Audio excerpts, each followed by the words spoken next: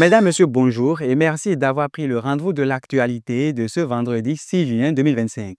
Au sommaire,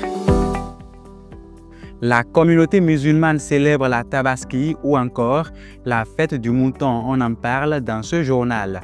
En justice, la Criette poursuit 6 militaires et 2 civils pour trafic de treillis de l'armée béninoise. Nous vous dirons tout sur cette affaire dans un instant. Hors du Bénin, telle une réponse du berger à la bergère, le Tchad suspend la délivrance de visas aux ressortissants américains. C'est une réaction de N'Djamena face aux mêmes mesures prononcées par Donald Trump contre le Tchad. Le développement de ces sujets et bien d'autres à présent. Jour de fête pour la communauté musulmane du monde entier, c'est aujourd'hui l'Aïd el-Kbir ou, si vous voulez, la Tabaski. Elle marque la fin du Hajj, l'un des 5 piliers de l'islam. Un peu partout dans le pays, les fidèles musulmans se sont rendus en matinée sur les places Idi pour la grande prière de Tabaski. Cette célébration religieuse précède la libation de bêtes pour la fête. Dans un message diffusé sur ses canaux digitaux, le gouvernement souhaite une fête pleine de lumière, de fraternité et d'espérance à toute la communauté musulmane. La rédaction de HC2 TV par ma voix souhaite également une bonne fête du mouton à toutes et à tous. Changement de commandement au sein de l'opération Mirador, le dispositif béninois de lutte antiterroriste. Le colonel André Dokuy-Fofo, ancien numéro 2 de la garde nationale et ex-directeur du prétalé militaire de Bembereke, succède au colonel Constant Achiou. Sa nomination a été prononcée par le chef d'état-major général des forces armées béninoises par décision en date du 4 juin dernier et intervient alors que les attaques terroristes se multiplient dans le nord du pays. Mercredi dernier, Paradigme Initiative et l'ONG EduBourse étaient en conférence de presse à Cotonou. C'est dans le cadre d'un plaidoyer qu'ils font à l'endroit des autorités et de la société civile en vue des élections générales de 2026. Ces deux organisations travaillent à garantir le respect des droits numériques et l'accès à Internet tout au long du processus électoral. Suivez plutôt. Élections et protection des droits numériques au Bénin, ce sont là 2 sujets qui préoccupent Paradigme Initiative, un observatoire de monitoring sur les droits électoraux en Afrique.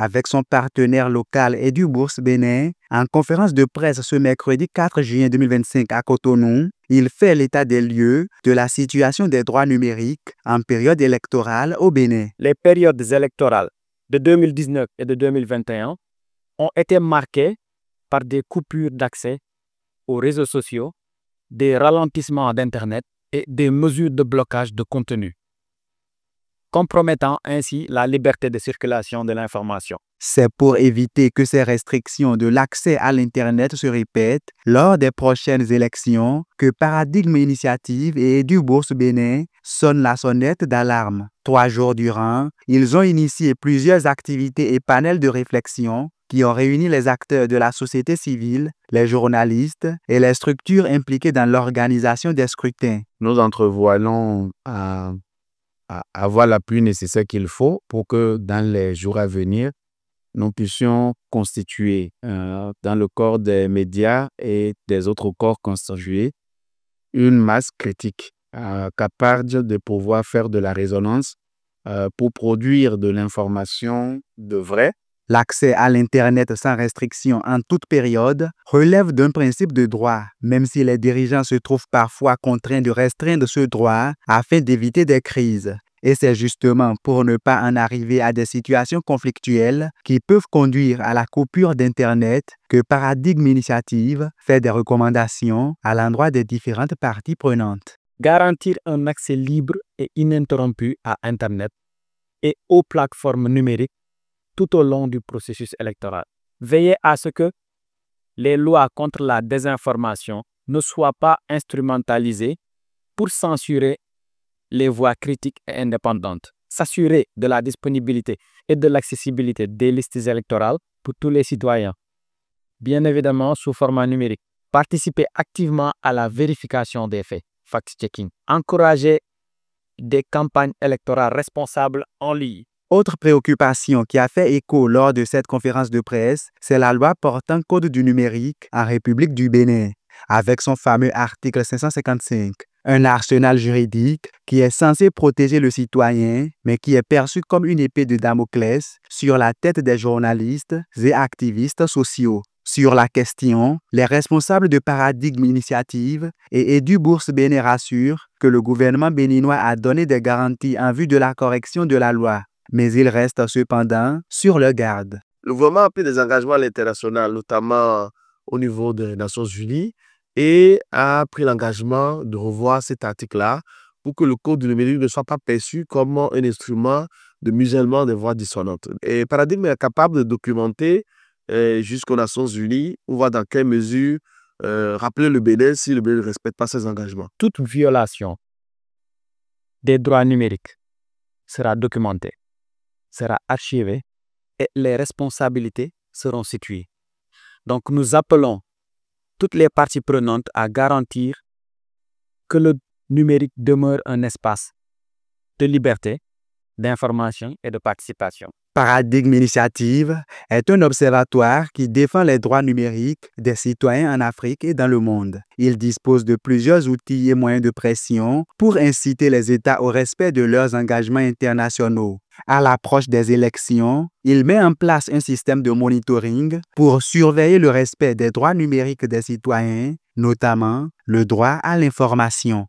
6 militaires et 2 civils sont jugés par la criette. Ils sont poursuivis pour des faits présumés de trafic de treillis de l'armée béninoise. Leur procès a démarré hier et la plupart d'entre eux ont nié les faits. Seuls 2 ont reconnu avoir vendu des treillis, mais ils assurent les avoir vendus à des collègues militaires. Les 2 civils qui font partie du lot ont également rejeté les accusations de complicité d'abus de fonction portées à leur charge par le parquet spécial. Le procès continue le 3 juillet prochain. Tension diplomatique, je l'annonçais en titre, entre N'Djamena et Washington, en réponse à la décision de Donald Trump d'interdire l'entrée aux États-Unis aux ressortissants de 12 pays, dont 7 Africains. Le Tchad suspend à son tour l'octroi de visas aux citoyens américains. Le président Mahamat Idriss Déby Itno invoque le principe de réciprocité et affirme « Le Tchad a sa dignité et sa fierté ». Parmi les pays africains visés par Washington figurent aussi le Congo-Brazzaville, la Guinée équatoriale, l'Érythrée, la Libye, la Somalie et le Soudan. Ce sera tout pour ce journal que je vous remercie d'avoir suivi. Retrouvez en direct sur ACD Télévision la grande édition du journal tous les jours à 13h, 16h, 20h, 23h, 3h et à 7h du matin. Vous pouvez aussi revoir cette édition sur notre site internet et sur l'ensemble de nos canaux digitaux. Portez-vous bien, bonne fête de Tabaski à toute la communauté musulmane et bon week-end à tous.